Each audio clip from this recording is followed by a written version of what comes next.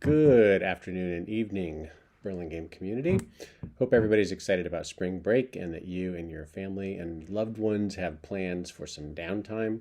I really encourage teachers and principals, all of our wonderful site employees, to really unplug a little bit next week as we get ready for our push into summer. It's been a long year with a lot of changes again.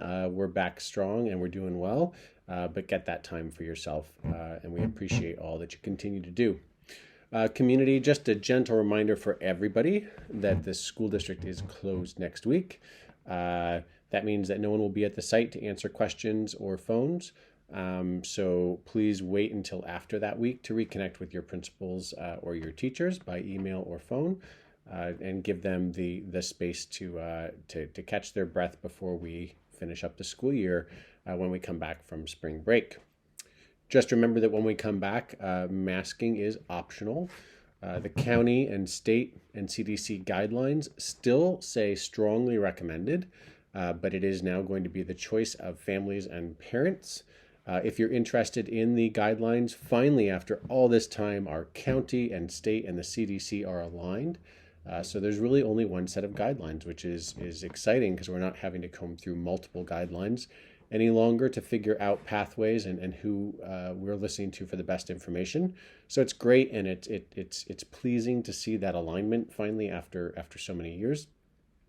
But so masking is still strongly recommended, but it is optional. It's family choice. Please make sure you take the rest of the spring break to discuss that with your child and make sure everybody is comfortable when they come back in April. Campuses also begin to open up in April, and we're getting a lot of requests for activities. We have dances happening again. We have community activities. Parks and Rec is very active, and we are having all sorts of different groups on our campus to do presentations and on-campus assemblies for our children and our teachers. So it's been very active, and you can look to your school's newsletter to sign up to see what activities are happening on your campus. If you don't get the newsletter, simply reach out to the school and opt in to make sure that your email is included so that you have all the latest information of what's going on at your school site.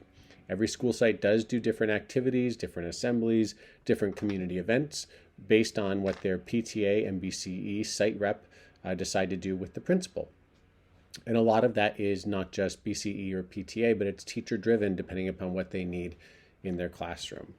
And with that said, I'd like to also share with everybody that after we get back, so remember there's no one there next week to talk to you about this, but after we get back, our teachers are able to work with their principals to begin opening up in the spring and early summer about walking experiences in the community.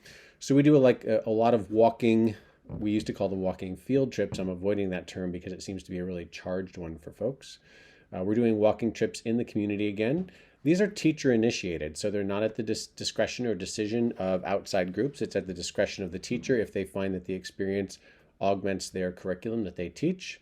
But what this does is it opens up our local parks and public institutions such as libraries or other activities for our teachers to participate in if they indeed can walk to them.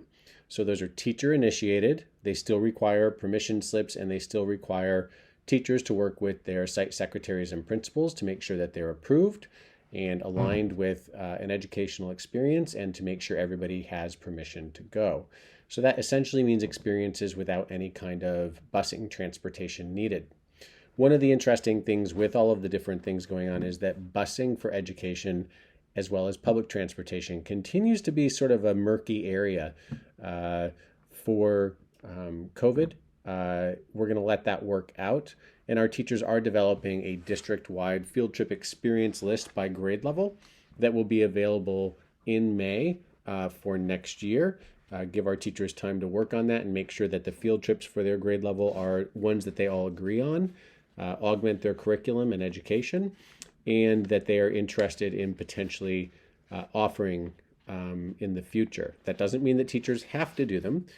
Field trips are initiated by the teacher in the classroom with approval from their principals.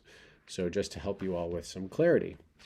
So when we come back, some exciting stuff, a lot of openings and activities beginning. PTA's re-engaging, and of course we've discussed outdoor education, which will be on the April 12th board meeting for the board to discuss and vote on. But the surveys are going to close, and I will share in my next newsletter, which will be after we get back from spring break, the results and the data that parents provided. So everybody have a great time. I was asked in a PTA meeting this week why I always wear a Hoover, Roosevelt, or BCE hat. It's because I'm follically challenged, I guess is the politically correct way of putting that these days. I don't have a lot of hair. I do wear ball caps, and I purchased on the gear store for those two school sites when they had gear stores this year. They offered baseball caps, and I always love a good baseball cap. And so I bought those. The other gear stores, which I do have sweatshirts or t-shirts from and coffee mugs from all of our other sites, did not have hats, or they were sold out. However, in the future, and BCE gave me one when I came here. So I cycle those three through, and in the future, if people offer caps, feel free to let me know. I am definitely a ball cap wearing kind of guy. Everybody have a great holiday and enjoy your time. And I will see and hear from you all after we get back in April. Take care.